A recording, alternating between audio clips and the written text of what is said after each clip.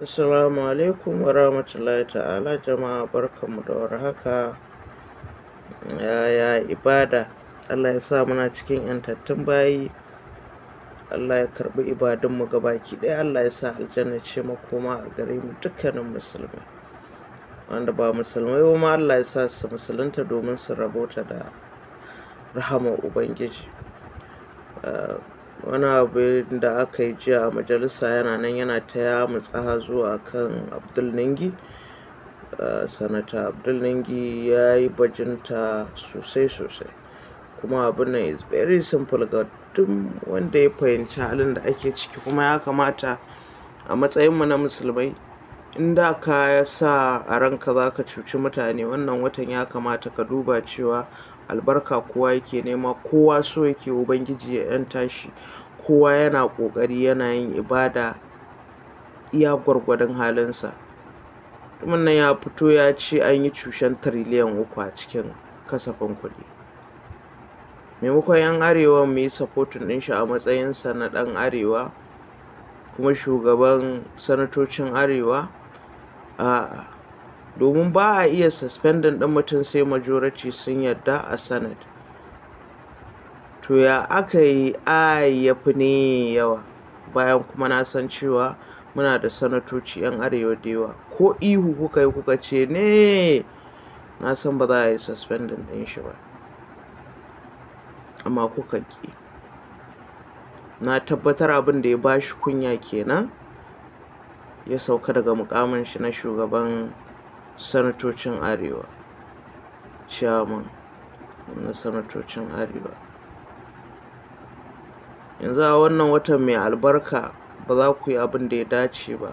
Kuna gani yadda ake ta nakasa arewa, ana ta wahalar da mu, mun kasa ciyar da kanmu, noma ya gagare mu, domin muna da filayen noma amma ba noman. Masu kuɗin mu dai su tafi kudu, suna zuwa suna buɗe wai kamfanonin mai.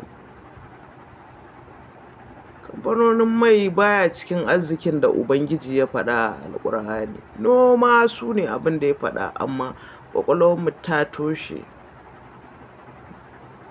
Ga yanan muna ganin yadda rayuwa take kasancewa. Me kan ku yi abin da za ku kankaro arewa? Yanzu da ɗan kudu ne wannan abin, wallahi ba za su yadda ba, ba za su yadda ba a yi suspending ɗinsa. Amma mu da yake haka Allah ya yi mu, kowa ya sata daga shi sai iyalinsa, ya tafi America, ya tafi London, ya tafi Paris. Shi ke nan burinku, ba ku da wani abu sai dai ku sata ku zo ku ɗan watsa mana ɗan shinkafa, ɗan waye, wai a ga mutum yana ta rabo. Mutum fa ya sato kuɗinka, ya yi cushe cikin kuɗinka, ba ka sa shi ba, ya kwashi kaso 70, ya ɗauko kaso 30, yana raba mutane shinkafa, wai kana ce mai wannan yana aiki, wannan yana haɓa da Allah. Mutane me yake damun mu ne 'yan arewa?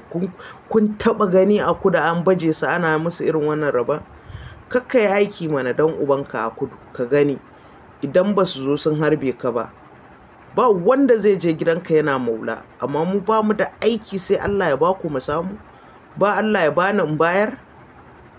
Haba mutane, haba jama'a.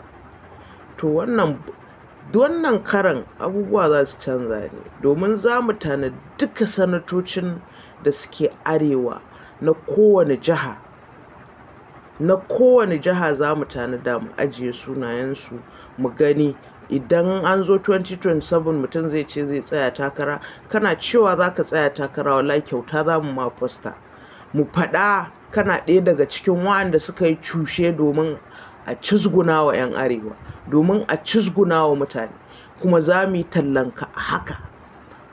Ba ma buƙatar kuɗin kowa yanzu, talla na social media.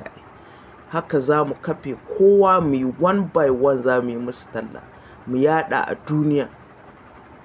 Saboda tunda baka kare mana martaba ba, mu kuma sai mun fito. In kuna tunani kafin lokacin an manta, to ba za mu manta ba. Sannan kuma ya Ubangiji Allah, duk wanda ya zalunci talakan Najeriya, duk wanda ya zalunci al'umman Najeriya, ya Ubangiji Allah ka fara nuna mai tun a nan duniya, ba sai an je lahira ba. Ya Ubangiji Allah, muna roƙo da ka fara nuna mai ishara tun a duniya, ka nuna mai tun a duniya ya san cewa Allah na nan, saboda